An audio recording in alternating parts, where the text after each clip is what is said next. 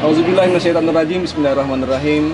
Assalamualaikum warahmatullahi wabarakatuh. Jumpa lagi dengan saya Bini Sulastyo dari Munjalan.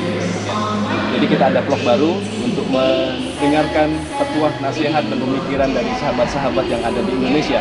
Ini salah satunya kita kedatangan tamu seorang pemikir hebat, aktivis sosial, founder dari Berkah Box yang sangat luar biasa mewarnai kegiatan kemanusiaan yang ada di Nusantara, Kang Randy. Assalamualaikum, Kang. Waalaikumsalam warahmatullahi wabarakatuh. Jadi kita akan diskusi sebentar dengan Kang Randy tentang satu hal yang sangat menarik publik hari ini, Kang, ya, tentang beroperasinya kembali Masjid Hagia Sophia, ya, yang ada di Turki. Teman-teman kepengen dengar nih, menurut Kang Randy ini gimana nih pendapatnya? Ya, sebetulnya kan pergiliran kemudian sebuah gedung digunakan untuk apa, itu kan sebetulnya pertanda peradaban saja. Pertanda peradaban saja yang kemudian naik turun juga gitu. Seperti yang kita tahu misalnya di Cordoba itu kan dari kuil Visigoth lalu kemudian jadi masjid dan sekarang kemudian sempat jadi gereja dan kemudian jadi museum juga di Spanyol. Dan begitu juga Hagia Sophia kan. Jadi pertamanya memang katedral ortodoks lalu kemudian dibebaskan Al-Fatih, lalu Turki terhembus sekularisme Ataturk, dan Ataturk ini kan sebetulnya simbol kemenangan peradaban pasca Perang Dunia II, ya kan? Dia aliansi Sekutu Barat dan kemudian bikin ini jadi museum, menetralkannya gitu, tanda petik. Dan sekarang kembali lagi jadi masjid. Yang saya baca yang pertama ini memang adalah pertanda peradaban. Jadi bandul peradabannya kembali ke Islam, itu yang pertama. Tapi ini kan bukan cuma sekedar tanda tangan. Betul. Bahwa Erdogan menjadikan ini masjid kan juga penuh dengan resiko. Yang kita lihat adalah Turki kemudian bisa membangun jaminan atas resiko itu. Itu yang keren ya, kan, ya? Itu yang mahal. Kan orang banyak lihat apa susahnya tanda tangan kan gitu. Erdogan tuh apa perjuangannya? Ini bukan sekedar fungsional. Ini bukan sekedar tanda tangan. Logis kan gitu kan? Ada sesuatu di belakang itu kan? Ada karya. Kita pengen dengar itu. Nah, gitu. Jadi kalau saya lihat di tanda tanganinya Hagia Sophia ini ada karya. Iya. Kan orang banyak lihat, ya gampang kalau jadi presiden tinggal tanda tangan. Cuma perhatikan kalau Anda di embargo gimana?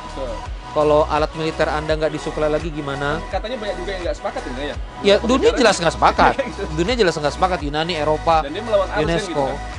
Iya, tak, karena negara Turki berkarya dan dia punya struktur untuk menanggulangi resiko itu semua, makanya dia bisa tanda tangan. Maka kita tidak bisa melihat selembar kertas ini aja. Kita harus lihat perjalanan panjang Erdogan dari 94 dia jadi wali kota di Istanbul, kemudian sekarang tanda tangan membebaskan itu. Ini perjalanan panjang, menyiapkan infrastruktur, kekuatan ekonomi. Dan kalau kita lihat kan Turki ini habis touring tanda petik militer di Libya, kan membantu konflik berdarah di Libya. Ini dia dukung yang menurut Turki benar, dan dia sudah menunjukkan kekuatan militernya, latihan juga di Suriah. Jadi saya melihat ada eksistensi peradaban baru yang muncul. Karena kalau Erdogan tanda tangan, kalau Erdogan tanda tangan kan bisa dari lama.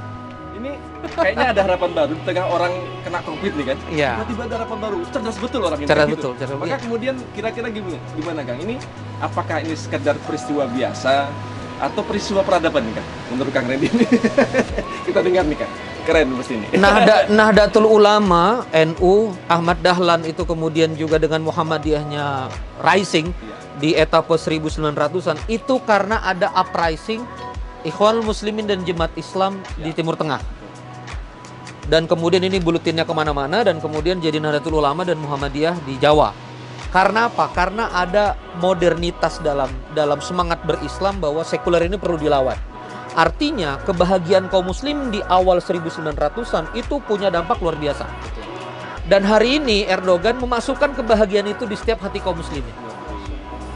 Jadi kita di Munjalan bahagia, aktivis masjid bahagia. Kalau dia orientasinya manusia gitu kan. Iya, dan kita lihat beberapa ulama yang mengkritisi Erdogan dengan jalan demokrasi. Ini kan jalan demokrasi yang juga tanda tanya besar ya. Erdogan memutuskan tidak partai Islam dan partai AKP yang sangat lebih terbuka. Kita harus ingat loh, AKP itu tidak Islam. Tidak Islam dia. Jadi AKP itu basisnya sekuler. Anda bisa lihat begitu mereka demo. Kan? Iya.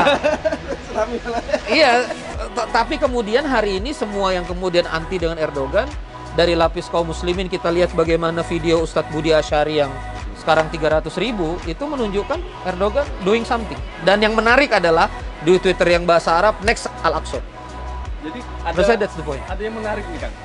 Sepertinya Erdogan ini sudah tidak lagi meletakkan ini aku bikin masjid, aku rubah lagi menjadi masjid itu untuk kepentingan Turki. Sepertinya bukan sekedar itu Kang ya, tapi untuk umat ya, borderless kayaknya nih Kang. Ini Kebahagiaannya borderless. Kebahagiaannya borderless. Yang Sepertinya ya. karena di Indonesia bahagia. Nah, uprising ini sebetulnya Bandul Hagia Sophia ini kalau misalnya kemudian kita jaga energinya ini bisa jadi titik tolak kebangkitan di mana-mana. Terutama masjid. Ini titik kebangkitan di mana-mana. Karena ini sama kejadiannya dengan etapa 1900-an awal dan ini kan etapa siklus 100 tahunan ya. Jadi menurut saya gelombang 2020 ini 2020 Masehi ini adalah gelombang yang akan terjadi mirip-mirip. Artinya 2.0-nya lah dari yang kemudian yang sudah dilakukan oleh para penggerak-penggerak di awal-awal. Saya rasa demikian. Oke. Sip, teman-teman, kapan-kapan kita akan sambung lagi Thank you. cerita tentang masjid ini. Thank you, dengan Kang makasih. Andi. Makasih. Wassalamualaikum warahmatullahi wabarakatuh.